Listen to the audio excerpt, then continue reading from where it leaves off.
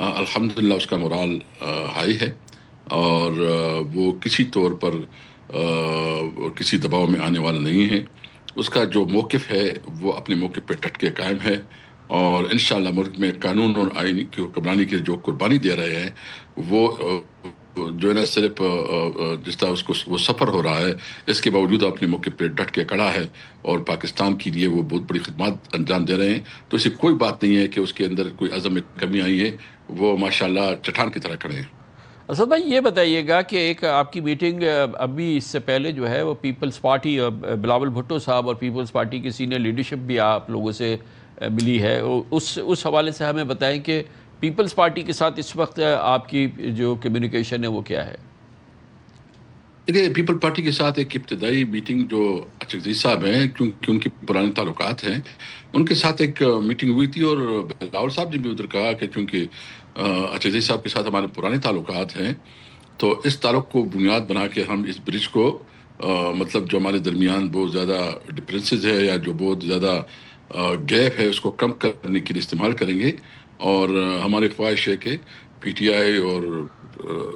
People party کے درمیان جو ہے نا کمیونیکیشن شروع ہو، اور یہ گڈ جسٹر ہے۔ تو وہ ایک انیشیل میٹنگ تھی، اور ابھی تو پیپل پارٹی چونکہ حکومت کا حصہ ہے، پہلے تو پیپل پارٹی نے یہ فیصلہ کرنا ہے کہ کیا وہ حکومت میں رہے گی نہیں رہے گی۔ اگر اپوزیشن میں آنی چاہتی ہے تو ہم اس کو ویلکم کریں گے۔ تو اسد بھائی ایک اور چیز یہ بتا دیجئے کہ جو پرائم منسٹر نے کیبنٹ کے ذریعے ایک ٹیلی وائزڈ ایڈریس کے اندر آپ آفر کی تھی اپوزیشن کو، مذاکرات کی پی ٹی آئی سمیت، اور جس کو بیرسٹر گوہر نے ریسیپریکیٹ کیا تھا اور کہا کہ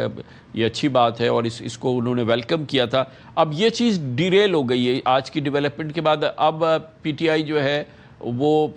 پرائم منسٹر کی اس پیشکش پہ اب غور نہیں کرے گی۔ دیکھیے، پی ٹی آئی تو بالکل اس پیشکش پہ اس لیے غور نہیں کرے گی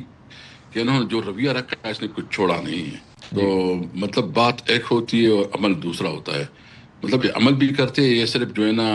ایک پولیٹیکل سٹیٹمنٹ ہے، اور مجھے تو ابھی پولیٹیکل سٹیٹمنٹ لگ رہی ہے۔ ابھی ہمارے پاس اور ہم تو عمران صاحب خوب علم ہے کہ یہ حکومت کے پاس نہ مینڈیٹ ہے، نہ عوام نے اس کو ووٹ دیا ہے، ناجائز طور پر 17 سیٹوں والے بیٹھے حکومت میں، اور ظلم بھی کر رہے ہیں، قانون سازی بھی کر رہے ہیں۔ یہ جو کچھ کر رہے ہیں یہ جو نا انلیجیٹمیٹ گورنمنٹ ہے، اس اسمبلی کی کوئی قانونی آئینی حیثیت نہیں ہے۔ جب ہم آئیں گے انشاءاللہ تعالی ہم اس قانون سازی کو اور اس کو جو ہے نا واپس کریں گے، اور پھر آئندہ جو بھی پارلیمنٹ آئے وہ پارلیمنٹ ایسا ہو کہ وہ عوام کے منتخب نمائندے ہو، اور ایک مضبوط پارلیمنٹ ہو، اور وہ عوام کے فیصلے کرے، جو بھی فیصلے کرے وہی کرے۔ اسد بھائی یہ بتائیے گا کہ اس دوران، کیونکہ اب خان صاحب کی ان کی ہمشیرہ سے اور ان سے بات ہوئی ہے، اور اڈیالہ میں بھی ہوئی، اور پھر یہاں ہوئی، اور پھر پچھلے 2 دن کے دوران ہوا ہے، اب خان صاحب پوری طرح آن بورڈ ہیں، ان کو پتہ ہے کہ کیا کیا ہوا ہے، کیا صورتحال ہوئی ہے، سپریم کورٹ کا فیصلہ، اس سے پہلے پھر جو آپ جن بات چیت کی بات کرتے رہے، اور یہ تمام جو پورا ماحول ہے، do we have his views now کہ ان کا اب اس پہ کیا رسپانس ہے اوور آل؟ دیکھیے، خان صاحب کے ابھی ہمیں ڈکلیئر کوئی بات نہیں ہوئی، اور اگر کچھ ہوئی ہے تو سپریم کورٹ کے ایسا ہے کہ ہم اس پہ زیادہ بات نہیں کر سکتے، لیکن الحمدللہ اس کا مورال ہائی ہے، اور وہ کسی طور پر کسی دباؤ میں آنے والا نہیں ہے۔ اس کا جو موقف ہے وہ اپنے موقف پہ ڈٹ کے قائم ہے، اور انشاءاللہ ملک میں قانون اور آئین کی حکمرانی کی جو قربانی دے رہے ہیں وہ جو ہے نا صرف